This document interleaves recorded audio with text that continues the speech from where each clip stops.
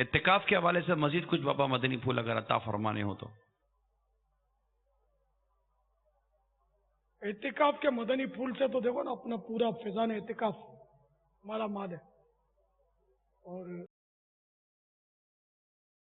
اب یہ کہ اس میں ذرا کہ اتنا بڑا اعتکاف یہ تو تاریخ میں کہیں ہم پڑھا نہیں ہے کتابوں میں کہ پہلے بھی ایسا دور کوئی گزرا جس میں اتنے سارے معتکفین مسجد میں ایک وقت میں جمع ہوتے ہوں، یعنی 1400 سال کی تاریخ میں کہ کہیں سنا پڑا نہیں ہے، نہ علماء سے سنا۔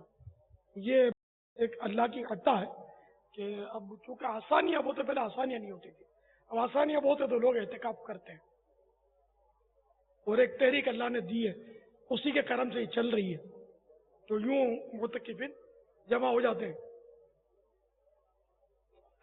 اب یہ کہ اس میں دیکھیے خوبصورت کوٹھی ہوگی، بنگلہ ہوگا، عمارت ہوگا، اس میں ٹوائلٹ بھی ہوتے ہیں، واش روم بھی ہوتے ہیں، سب طرح کا معاملہ ہوتا ہے۔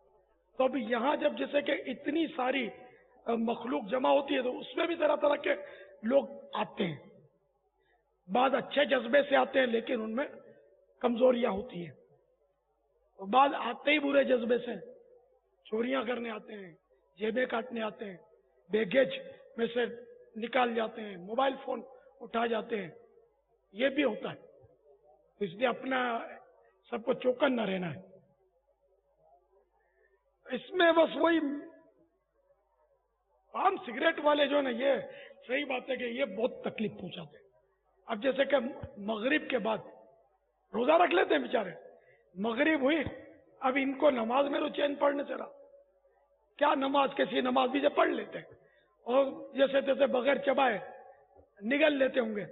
اب یہ ہے وضو خانہ، وضو خانے پر یہ سگریٹ نوشوں اور پان خوروں کا میلہ فیضان مدینہ میں غالباً جمتا ہے،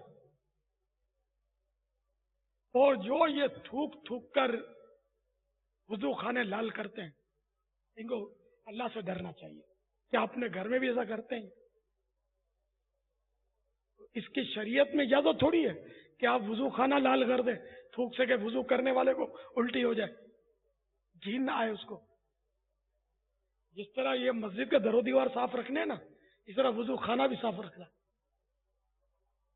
ویسے ہی اسلام کو، شریعت کو یہ صفائی مطلوب ہے، شریعت کو پسند ہے، اپنا گھر بھی صاف رکھنا ہے، اللہ کا گھر بھی صاف رکھنا ہے، اپنا حمام اور واش روم بھی صاف رکھنا ہے، اور مسجد کے یہ مقامات بھی صاف رکھنے ہیں۔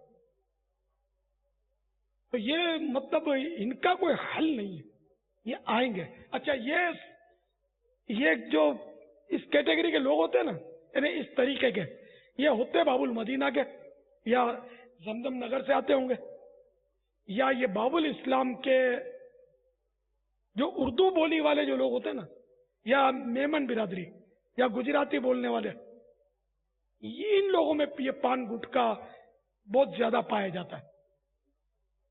یہ مطلب پنجاب کے بھی کثیر تعداد میں آتے ہیں، یہ میرا جہاں تک میری معلومات ہے یہ پان نہیں کھاتے۔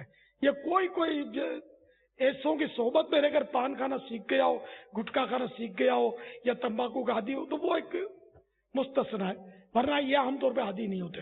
تو یہ ہمارے مطلب یہ کہ اس طرح کے جو باب الاسلام کے اور یہ آتے ہیں نا، یہ بیچارے بہت اچھا، وہاں کیا مطلب پان کھا کر لال، سگریٹیں پھونک پھونک کے ایک دھواں دھار ماحول ہوگا وہاں۔ اور اگر وضو خانے پر اس طرح کسی نے سگریٹ پی کہ اس کے دھوئیں کی بدبو مسجد میں آ رہی ہے، یا اس طرح کے تمباکو کھائے کہ جس طرح اس کی بدبو کے بھپکے مسجد میں پہنچ رہے، تب تو یہ گناہ گار ہوں گے۔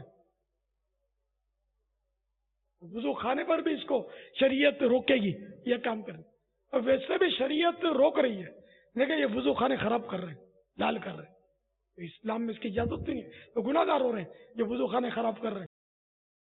اعتکاف اس لیے تھوڑی ہوتا ہے آپ نے کوئی احسان تھوڑی کیا کہ وضو خانے خراب کرو آ کر، آپ اعتکاف ضرور کریں، اعتکاف سے پیچھے نہیں ہٹے، پان گٹکے سے پیچھے ہٹے جو آپ کو مطلب گناہوں میں ڈالنے کا سامان کر رہا ہے، عبادت میں آپ کے رکاوٹ بن رہا ہے، تراویح میں آپ کے رکاوٹ بن رہا ہے، ہے نا, کس طرح کھانا بھی نہیں کھا سکتے صحیح, پھر بیمار ہو جاتے ہوں گے. دیکھو کھانا چبا کر کھایا جاتا ہے, اللہ نے دانت دیے چبانے کے لیے, یہ کھانا چبانے کے بجائے نگلیں گے تو بیمار ہوں گے. ظاہر ہاضمہ کتنا ساتھ دے گا آپ کو, یعنی خالی تھوڑا چبایا اور چلا گیا وہ بھی بیمار کرے گا.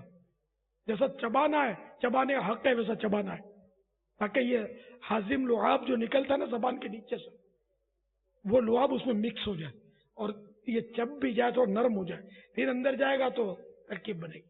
ورنہ وہ دانتوں کا کام آنتوں سے لیں گے تو گزارا ہوگا نہیں, یہ بیماری. اس لیے یہ سگریٹ پینے والے اور پان کھانے والے اعتکاف ضرور کریں, عادت ابھی سے نکالنی شروع کر دیں. اللہ کرے کہ کوئی بھی پان گٹکا نہ کھائیے. دکاندار جو پان گٹکے والے وہ تو کوئی نیا روزگار ڈھونڈے, ایسا ہو جائے. اللہ ان کو اور روزی میں برکت دے جو اس کی دکان بند کر دے اور نیا روزگار ڈھونڈے. لیکن یہ کہ ظاہر ہے کہ جب پان گٹکے کھانے والے ختم ہو جائیں گے تو یہ بھی فارغ ہو جائیں گے, نیا کام کوئی بات, اللہ روزی دینے والا. تو انشاءاللہ کوشش کرنا, اللہ کرے کہ یہ سن رہے ہوں جو اعتکاف بھی کرتے اور پان گٹکے آ کر یہاں کرتے ہیں, تو یہ اللہ کرے ان کو توبہ کی سعادت مل جائے. یہ اگر لال کیے انہوں نے وضو خانے تو گناہ گار ہے, یا دھواں پہنچایا ہے مسجد میں اور اس سے ذرا دھوئیں سے تو تکلیف ہی ہوتی ہے, سگریٹ کے دھوئیں سے یہ ہر ایک کو مزہ نہیں آئے گا اس سے, اور بیماری بھی لاتا ہی ہے دھواں سگریٹ کا. اللہ کرے دل میں اتر جائے میری بات.